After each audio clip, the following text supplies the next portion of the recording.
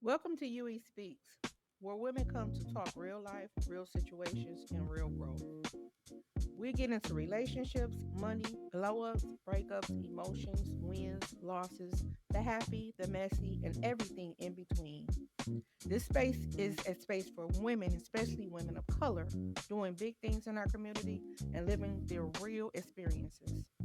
Let me be clear, we are not professional help. We are not therapists, lawyers, or financial advisors.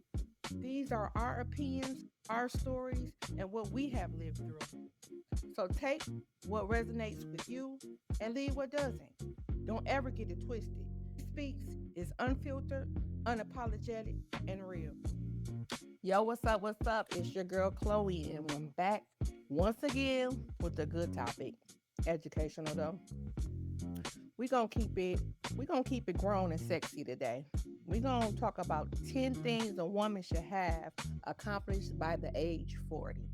Now I got my homegirl, as you know, Angie, what's up? She on the phone and we finna kick some knowledge to you today. What's going on? What's going on, Chloe? No, I'm just sitting here chilling. And one thing I can say, I love how we just podcast. And when I podcast, I don't know what you do, but I got my little tequila shot next to me. I got my little notes next to me. I'm vibing. I'm ready. I'm ready for the world. And if you don't know, we from Flint. We're ready for the world experience. But I'm ready for the world. So, how you like the topic today? I think it's a good topic. I think it's a real good topic. I think we can elaborate on that. People will benefit from this topic. Yeah, I do too. And I wanna say this though in real time. Everybody ain't on the same speed. So this is my opinion. This is just giving people grace. I want to give people grace because I want to let you know that I'm 40 and I don't have all of them accomplished. Okay, this is something Right. that we set goals and we try to accomplish, and things happen in our lives which make us not be where we need to be, and that's cool. That's cool. So the very first one that I came up with, Angela, is mastering your emotions. I feel like by the age of 40, you should be able to master your emotions. How do you feel? I think you should be able to master your emotions. I don't think you should operate in an emotional space. It's easier said than done because people over 40 still struggle with that. I have peers and work with managers that work off emotion. Being able to balance your emotion is a very good trait and it'll take you a long ways, honestly, dealing with other people. I think so too. I think a big thing with mastering your emotions is knowing your triggers. I think Yes. knowing how to protect your peace and knowing who you can deal with and knowing how to deal with certain people in your life. Yeah, that's true. And it goes back to like communication 101, body language. Even though you might not say nothing, your body, your face. I know I have a very big problem with my body language and my face, and I'm very conscious of that. But being able to just listen and move around pretty much is where you get after a certain age. Some shit's not worth even commenting on. Because what is it gonna prove? That's true. But I think I was like 30 once I started no longer seeking validation from certain people. And that helped me master my emotions. Mm-hmm. We're going to touch on them. I want to touch on all 10. So it's not like we're rushing. And then we might even go back and if it gets deep on certain pieces or certain facts or opinions that we're saying, it might be another episode we can go back and just kind of touch on that topic. But my number two is financial literacy, and I really feel that this is one thing that I'm not good at, and I'm over 40. What about you? Yeah, I struggle with that as well. Financial awareness and just having a plan. A lot of the times with our community, financial literacy, I just say financial awareness is a lot of the time you have to focus on breaking generational money struggles. Like it's a no, it's a money, it's a generational thing. Like we don't have that literacy. We don't know how to balance. We don't spend wisely, should I say. Not too many people in our culture get off into investments and stuff like that. We need to start, our community needs to start at a young age learning about financial literacy. We do, and I think that this is a subject that we might want to touch on a couple more times because I'm learning. and it was never really taught to me when I was younger. Saving was really hard for me. I'm learning a little bit more about saving, but not even saving, knowing how to pay your bills on time, how to pay them correctly, how to increase your credit. I think the other day, me and you discussed by splitting your car note or your house note in half and paying 2 monthly payments helps you pay it off, your interest off quicker. And I just learned that 10 days ago. Yeah. I started doing that about 12 years ago, maybe.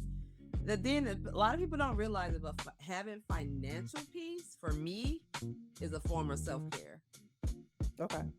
I look at it that way. Then people say, "Oh, you all about money." That's not it, but it is a form of self-care.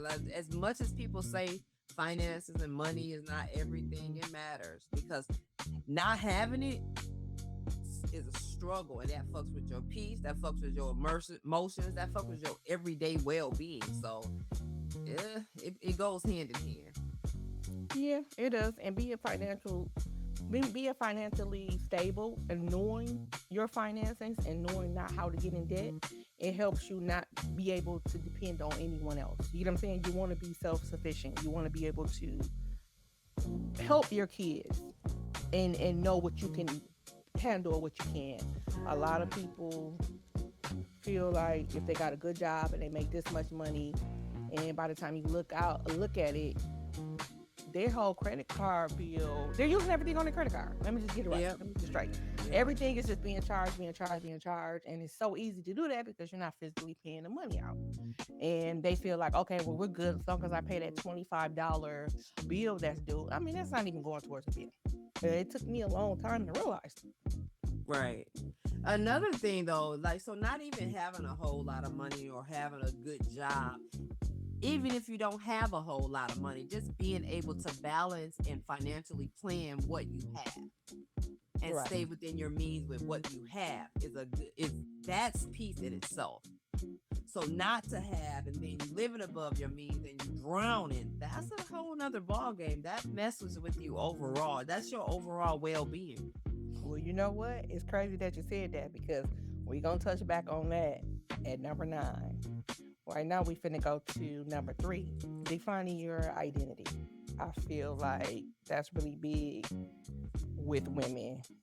Knowing what you're going to tolerate, knowing what you stand for, knowing what you enjoy, and knowing what you're trying to build. What you think? So I think by 40, for me, you start feeling more aligned. You're not trying to perform or put on for anybody. Like, you don't really care about any of that. So I do agree with knowing who you are. And I think knowing who you are beyond being a mother or a partner or somebody at work, like knowing who you are outside of those roles, right? Right. That's a big thing. So all that should align. And I think by 40, some of your activities should do with what fulfills you. Like you got to make yourself happy. You got to make yourself happy. So I didn't understand that until I realized I didn't have an identity. I live my life through my children. My youngest daughter graduated last year, and she's still here and she's in college, but she's doing her own thing and she's living her own life. So now I am creating a identity, and I found out I lost myself years ago because I was always a cheerleader for someone else. Yeah. So I am working on that one as well as number 2. That's why I said these are not set in stone. These are things we hope that we have by the age of 40, but some people don't. And we work. I mean, even if you identify that these are areas that you're going to work on, that'll be good. Like journaling is a good form of that. And you know how we did the vision boards. Some people do vision boards every year. Some people do vision boards and make them 5-10 year goals. Like, it's just how you want to deal with it. But the main thing is finding you. Yeah. Once you find out who you are, you'll be better for everyone else. That's true. That's true. Knowing what you're standing for, like knowing yourself. And because you can lose yourself. You definitely can. A lot of people, you can lose yourself without people knowing that you lost yourself. Yeah, and I think personal identity goes along with having purpose, right? What's your purpose? Yeah. You identifying who you are, what's your purpose. I mean, we all want to leave some type of legacy, for our kids. I mean, down the line, we all got one thing for sure: we gonna die. So, what's your legacy? What do you want to be left knowing? People, how do you want to leave here, and what would people say about you? That's big for me. True. That's true. And that brings us along to number 4, having a strong network. And one thing about when you do have a strong network, whether it's one friend, two friends, I kind of base this off of having a strong network. A lot of people say, well, I love my family, and family is thicker than blood is thicker than water. But sometimes you have some friends that support you and is in your corner more than your family. My Yes. my ideal of a strong network, as I told you earlier, would be at least one trusted friend, somebody one mentor, somebody that I'm looking up to, and then somebody that I'm pouring into. And that community to me is what I would call a good network. Because now I got somebody that's guiding me, and then I got somebody that's looking at me because I'm guiding them. On top of that, I got somebody I can call, then it could check me on my shit. And when you don't have a strong network, that brings you back to number 3 for me, when you lose your identity. Because if you have a Right. strong network, you shouldn't ever lose your identity. And if you slipping, you got those people to pull you back up. Another a big thing about having a strong network or support circle, sorry, is being able to identify the draining relationships you need to cut off. I call that like emotional safety. Like, you got to protect your emotions as well. Your circle needs to be where you guys, like you said, pouring into each other, not one-sided. You just got to realize at some point, you got to realize everybody can't go with you on your journey to grow, your growth journey. Some people, it's not that you fall out with them, it's not that you don't like them anymore, it's just that you've outgrown them and they're not a part of your circle. When you really evaluate the relationship, is it one-sided? Like, that's the stuff you have to look at when you're looking at building a strong network. And then you have to ask yourself, not getting off the subject, but are we trauma bonding? Right. You know what I'm saying? A lot of people confuse trauma bonding With friendship. yes. So can you give us an example so people can understand what we're saying? Because a lot of people don't know what trauma bonding is. So trauma bonding is if my sister committed suicide and your sister committed suicide. I'm grieving, you grieving, and hey, that's all we can talk about. Because I only want to deal with you because you can relate to me. When reality is, you both are grieving, and neither one of you are able to hold each other up. You both are just sinking. It's not really a good support outside of you two, and you only want to be around each other because you both are sitting around moping and grieving about, crying about the same similar situation. And I brought that to people's attention because sometimes you feel like you have a strong network because you have a connection with somebody because of a trauma. But if this person is not uplifting you and getting your mind off of what's going on or showing you a better way, then you guys are stuck in the same situation, doing the same things. And pretty much this is all we have in common. Right. But you don't identify that till it's too late a lot of the time. Right. You're right about that. You are. I think a lot of people need to, outside of your friend circle, I think it's really good to get into some type of network, like professional networks. Like, even like if you have a hobby, it don't even have to be related to professional. You got a business. Get into those network with people in like focus groups and stuff like that. I think that's a really good activities to have. You meet a lot of people. Now we looking for stuff like that. Now where will you find stuff like that at? A lot with the social media presence, you can find a lot of groups online. I know me and my girlfriends ourselves have been in travel groups, and we've met people across the U.S. and still like communicate with those people. It's just really fun, just meeting people from different areas of the world. Okay. Not per se that you're friends, okay, but you're in a traveling group, you're networking, engaging, and I'm doing this with my sister circle. Me and most of my friends, we travel together and attend those events. Okay, that sounds pretty cool. Now, do you have a name of the one you guys attend to put it out there for people to look for? The one we do is called Recess. Okay. Yeah, it's a pretty cool group. It was another one I used to do. We used to go. I don't have the name of that one, but we've been to a couple. Well, that's cool because that brings us to number 5, which is health ownership.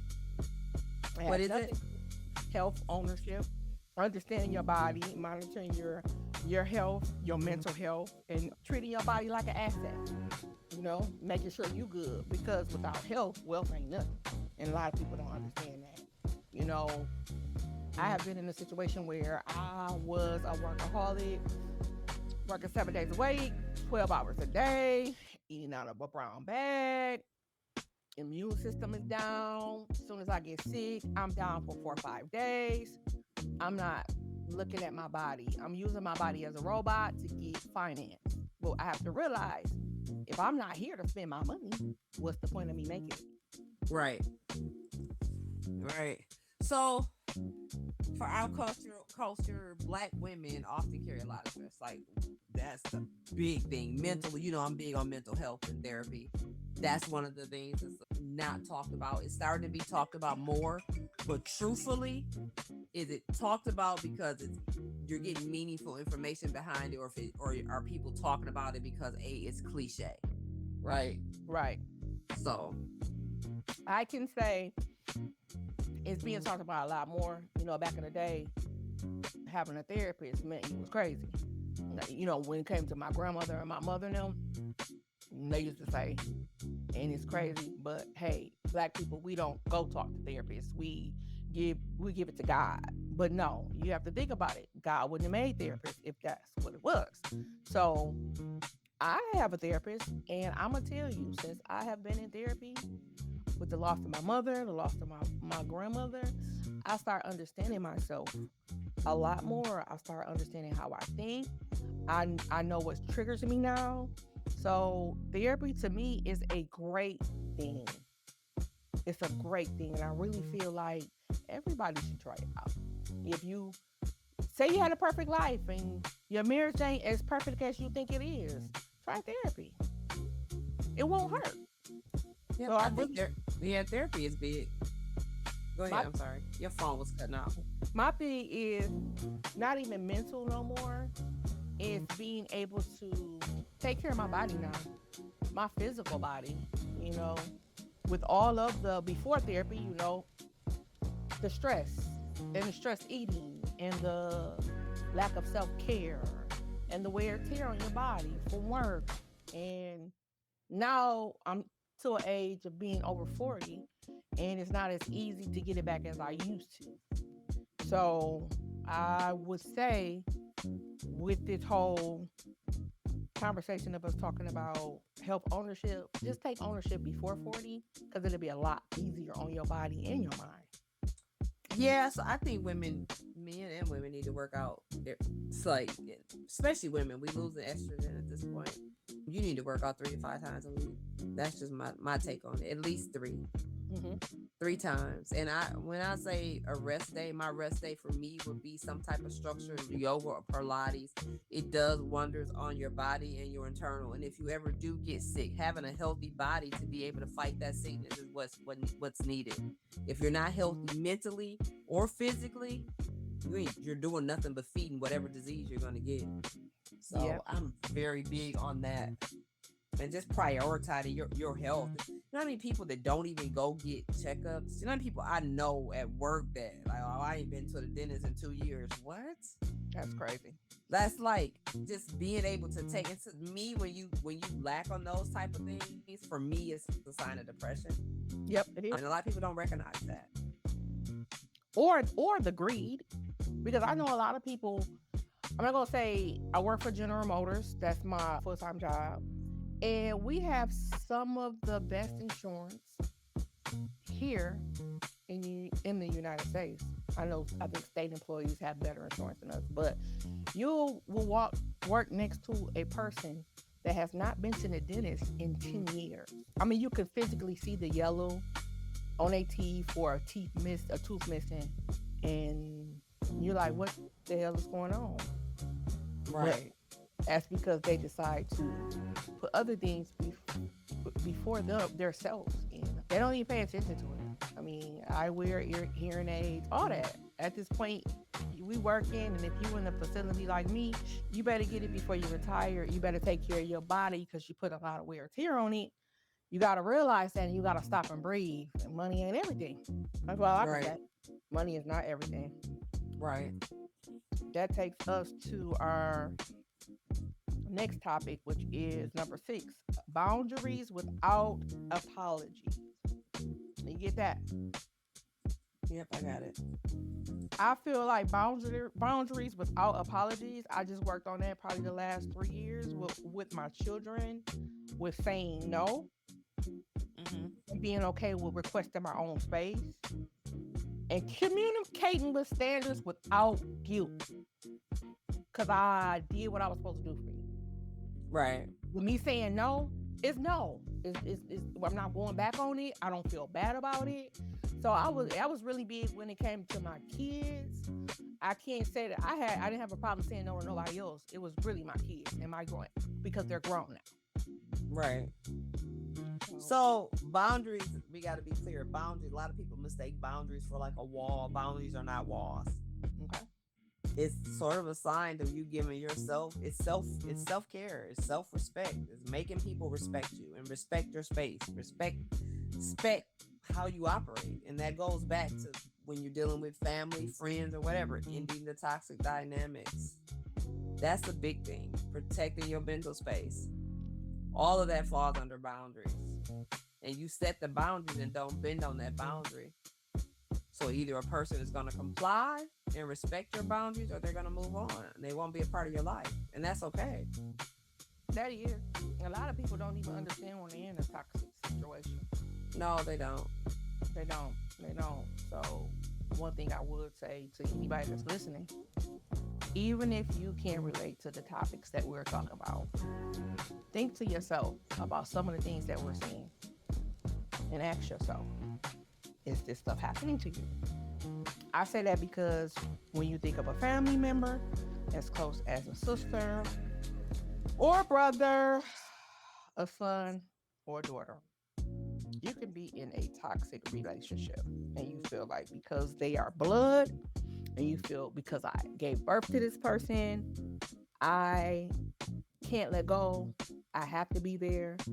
But if someone is causing you stress, is causing you to be in a situation where you're depressed, is causing you not to want to wake up, it's always something, you gotta let them go. Yep. It is. You gotta let them go Immediately. immediately. So I'm very big on that. I'm telling you. And at the end of the day, I don't try to get spiritual or religious on my channel, but regardless of who you pray to or who you worship, you gotta walk that line by yourself. Right. You can't protect no one else but yourself. And I had to get that in my head. And I don't want to get too deep on that topic, so we end up bringing that back. I want to go to the next topic, which is a signature skill. Having a skill by the age of 40. Yeah, you should. Definitely.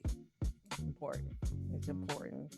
Try to master something, whether it's business, something creative, in leadership or service. And some of us have a skill that we take for granted. We do it, but we don't even know it's a skill because we do it so well we could do it with our eyes closed. We got Yeah. some of us out there that they got them hands. And when I say they got them hands, they can fry, whip up a hairstyle in 15 minutes. When you got a person like me that has went to a hairdresser all my life. My mother has sent me to a hairdresser since I've been 5 years old. I've been like that with my daughter. I can't braid. I can't wash. So to some people, that's easy. That's nothing. But to me, that's hard. I'm a chef. To some people, cooking is, I could never do that. I could do that with my eyes closed. So recognizing you have a skill is very important at the age of 40. What do you think, Andrew? I think it's really important. Like you said, sometimes some of the best things we do, we take for granted. Right. And it's really an asset to somebody else and not to ourselves. So that's just being part of self-awareness to me. Right. It is. It's is definitely being a part of that. The next thing, and it's really big for me because I'm starting a podcast right now. And for me to be such a private person, I have been private all my life. I'm really big on my business. Number 8 is a controlled social presence. Understanding the power of privacy and not oversharing. A lot of us don't know that, especially since social media has taken over the world. How do you feel about that? I think privacy is a must. Not only just because I mean, you can do what you want to do because you're grown, but not just putting all of your stuff out there is also not a safe space. That's creating a risk for you with everybody that's on social media. Social media can be good and social media can be used for bad and criminals. So I think privacy is something that you need to learn to do, especially in relationships. I'm not saying you're not going to have a go-to to talk to, but posting your relationship business on social media, belittling your partner on social media, even your friends and family on social media, that's not a good look. No, it's not. And then you put it on social media, everybody's talking about it, you and that person back A-okay, and then you wonder why everybody's talking about it. Like, yeah, there needs to be boundaries there. It needs to be boundaries, but I am going to take you back to this. Oversharing. Yeah. Oversharing is really big for me. When you overshare to a person, I really feel that is a sign for you to get a therapist. Because you overshare to a best friend or even overshare to a mother or a sister. And now you're right back with the person you overshared about. Yeah. And now they're questioning you, or where's your morals? Yes. What are you thinking? So I really feel like if you're a person that needs to vent, it's great to have a therapist because that is the person you overshare with. Right. So I'm really big on oversharing and privacy. Even though I'm trying to get out here in the world, but I still want to have my privacy when it comes to my family and the choices I make about my personal life. Right. Number 9. And this is going to be different for everybody. Number 9, a personal standard of luxury. And what I mean about that, you choose over chaos, peace, over noise, and your living situation. Now, I'm not talking about Gucci. I'm not talking about Fendi. I'm not talking about what you wear and what you drive. I'm talking about the luxury of living, your standards of how you're going to live your life. Are you going to live a peaceful life? Are you going to live a life full of chaos? Are you the type of person that drives off of that? You got people that can't live without chaos. I have a friend that is always something chaotic going on. And I'm to the point that I think that if it wasn't, she wouldn't be able to function. Right. So I didn't want people get it twisted and thinking we're talking about the standards of how we live and the things that we won't know. The luxury of living is, do you want a peaceful life or do you want it full of chaos? So at that point, you got to start making some life choices. Maybe this person shouldn't be in my life.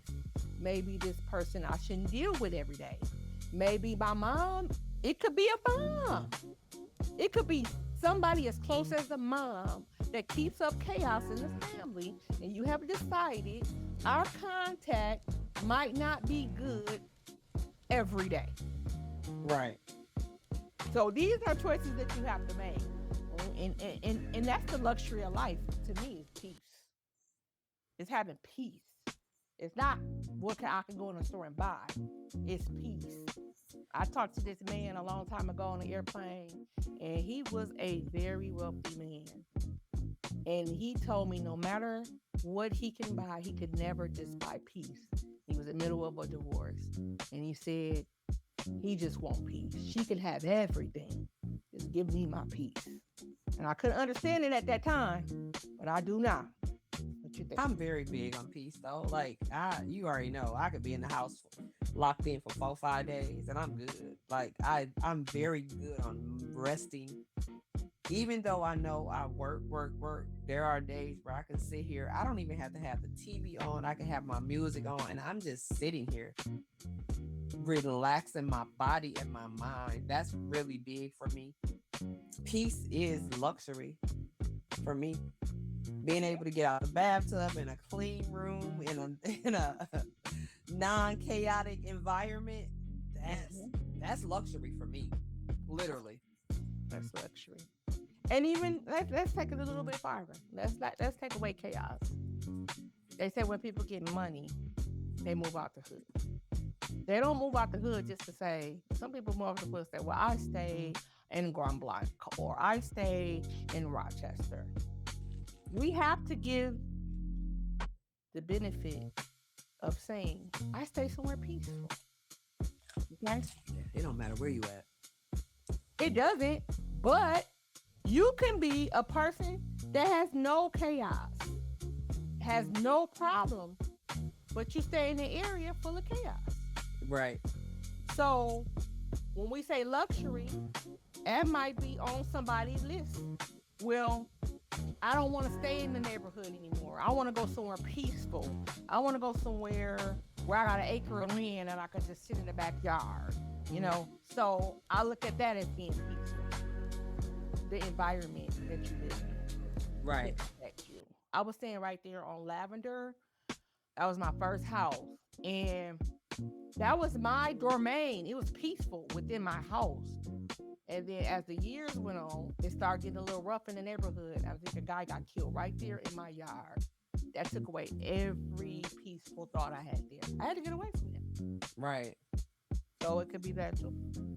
It could be that too. Last but not least is really big. And me and my mother discussed this one before she passed. Actually, like 20 days before she passed. And it was called forgiveness. And that really matters. Releasing the resentment you have towards someone helps you embrace your growth, I feel. And I'm not saying that if you forgive someone, you got to be their buddy, right, friend again. I'm saying forgiving that person and moving on. And I think forgiveness again for me is a part of self-care. Forgiveness for me is I ain't gotta never fuck with you, but I forgive you for me. I forgive you for my sanity. I forgive you because I'm not harping on the situation. Because to keep putting anger into it, it drains you. Yeah, it does, and it's sickness to me. Yeah, but not forgiving someone is holding something in your heart, and it's holding you down. And you know, when we look at a lot of people when they get in court and they say, "I forgive this person. This person killed a family member, or this person did some harm," and they say, "Well, I forgive you." And I used to be like, "How could you forget?" You have to, because would you hold that pain in your heart? Could you imagine that? It's gonna do more to harm to you than it is the person you holding it against. So forgiveness is really big at 40. I mean, we halfway over the hill, and to keep holding something dear to your heart that might not even mean nothing to the next person, the person that you holding it against. Shit, they going on with their life, and you still got it. And me and my mom discussed that. You know, she called my dad and she told me that regardless of what happened, she apologized and she forgave him for whatever. And she told me at that point in time she was releasing all of that. And that I felt like that was dope. And right after she did it, she just felt lighter. She looked it better. I know she truly did it. So I'm real big on, hey, I might not fuck with you no more, like you said, but I forgive you. I ain't gonna never put you in that spot where you can hurt me again. Either. No. My forgiveness will be silent because I ain't even gonna tell you I'm gonna forgive you. I'm forgiving you for me. It ain't got shit to do with you. It's protecting my sanity, my inner stress. I'm gonna forgive you and move around. I'm never gonna deal with you again though. And that's even better for me. But for me to harp on the situation, that makes it worse. And that's doing nothing but tearing you down from the inside out. So you don't think even with forgiving a person, it should be something that's verbal. I'm not saying it should or shouldn't be. I just know me, I'm not doing it. And it I'm works. not. It works for me because I can still be in that space with that person and have no problem. So I know when I've forgiven a person. It's not too many people that I can't share a space with. I don't know nobody that I can't really share a space with. Maybe one or two people, but it's because they're triggers. But on the flip side, that somebody, as far as forgiving somebody and somebody I've had an issue with, I can eat with them. I can be in the same circle with them because they don't move me like that. See, and If that makes sense. and she's a Sagittarius audience. Whatever. But I'm a Cancer, so I'm a little more emotional. And the things that Angie can do, I probably couldn't. Because if I didn't totally sit down and talk to you and let you know, hey, it's done and over with. I mean, we definitely could still be in the room, but without me telling you that, we can't. We can't. I have to literally let you know how I'm feeling. No, I ain't finna talk to you. Yeah, I'm gonna let you know this is my last time talking to you. And if I see you, you know what it is. That's just me though. So. Yeah, and I think a person that I really have a problem with, I don't even think I owe you. I don't even think you need to be. I don't think I even owe you a last conversation. Like, I don't even want to talk to your ass. But in the same sense, I'm not going to be running around here angry and mad and all that. I got to let that shit go. But I'm really not doing it for that person. Again, I'm doing that for me. So I don't owe that person. This is my thought. I don't owe that person shit. No conversation, no nothing. And we're in the same space and we got to be in the same space for 40 days and 40 nights. I don't have a problem with it because you're not going to get a word out of me. That's just my character. And it makes a lot of people uncomfortable. But it don't bother me. Yeah. I wish I had that in me. Cause I'm gonna give you. If I don't talk to you, I might give you the business at the party or the dinner. Exactly. I'm not. I might give you the business. So we definitely gotta have somewhere. Hey, she said what she said. I might not even want to go stand next to her. You know what I'm saying? So. I think it goes back to knowing your self-worth and knowing what type of person you are, evaluating you. And I feel like my absence weighs way more than me having a beef with you. True. I ain't saying I don't get ignorant at times. I will. But I just learned that I value myself and my weight is my presence. That's the way I look at it. That's dope.